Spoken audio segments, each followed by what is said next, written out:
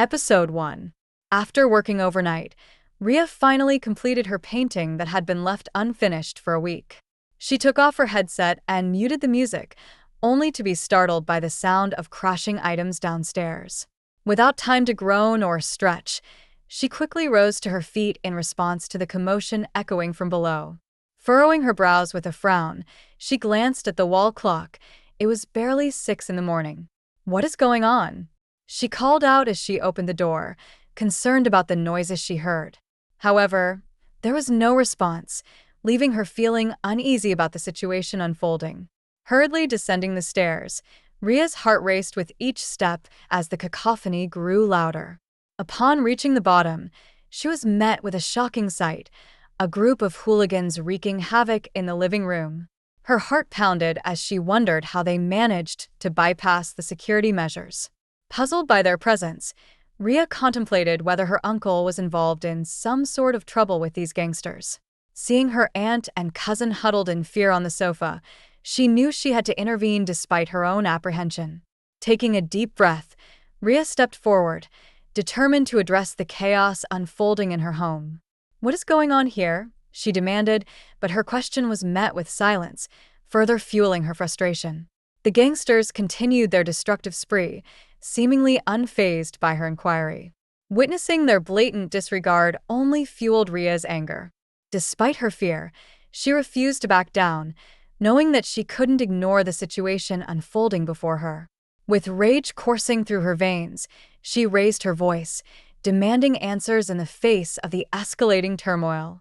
"Entering property of another for purpose of damaging it, it shall be unlawful for any person to enter the land, dwelling, outhouse, or any other building of another for the purpose of damaging such property, or any of the contents thereof, or in any manner to interfere with the rights of the owner, user, or the occupant thereof to use such property free from interference. Any person violating this section shall be guilty of a Class 1 misdemeanor," she said in one breath. This time, she garnered the attention she wanted. The gangsters turned to her, at least half of them. The rest that didn't look at first followed after the others. Their heated gaze stared at her with probing intensity, and Rhea wished the ground would swallow her at this point. What person in their right mind would cause trouble with these delinquents? They stared at her. Rhea stared back. It was awkward. What was she going to say now? It was not like she prepared an opening speech for this epic moment. Suddenly, one of the gangsters walked out of their midst, slowly clapping with a mocking smirk tilting his lips. "Finally, we're having a lawyer here," he said. Rhea lifted her head. "I'm not a lawyer, but every citizen knows their rights. Now, what's the meaning of this madness? You can't just come into someone's place and exert your dominance just because you can." She couldn't even believe she was the one saying those words fearlessly. "She means, look at those people. They had weapons, hammers and daggers in their grasp, and probably guns were hidden in their waistband. One of them could easily shoot her in the head or something." "Yes, you're right, I can't," the arrogant man said. "But then, the law should have taught your family never to take a loan without paying back." "What?" Rhea croaked. "A loan?" Her face paled. And then it dawned on her that these people weren't gangsters, to be precise. They were loan sharks. God, this couldn't be true. Reality hit Rhea hard. Her uncle had not only taken a loan, but from loan sharks? What the hell was he thinking? Shock-stricken, she turned to her aunt and cousin, still shivering in fear. "Is that true?" was her question, her voice barely above a whisper. "Father put all of his money into the company research, which we hoped would have paid off by now. Unfortunately, there were some delays, and he had to resort to this method." Costanza was the one who managed to speak. And God, who knew she had such a meek voice, she was always yelling at her. Costanza was no other than her uncle's only child and daughter, the princess of the family.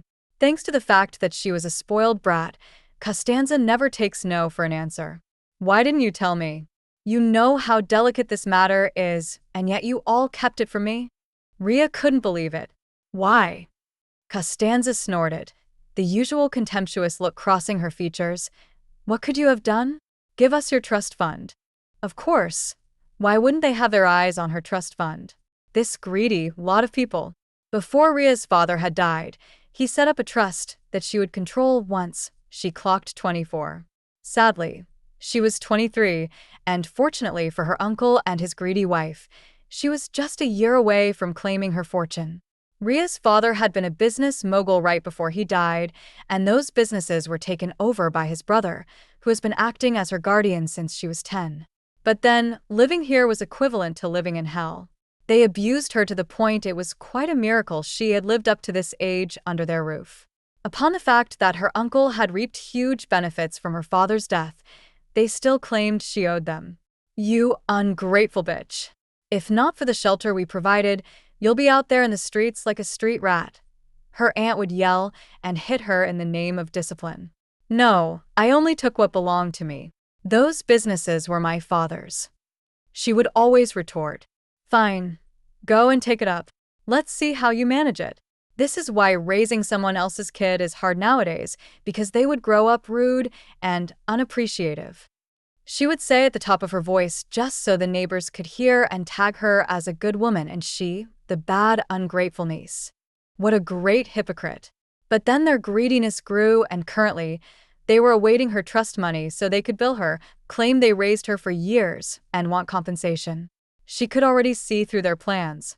"What an entertaining family," remarked the arrogant man from earlier, and he seemed to be the collector or something. "As much as this has been interesting, it cannot provide our money," he said. Full story is available at novelpalace.com. Click the link in the comment section to get it free.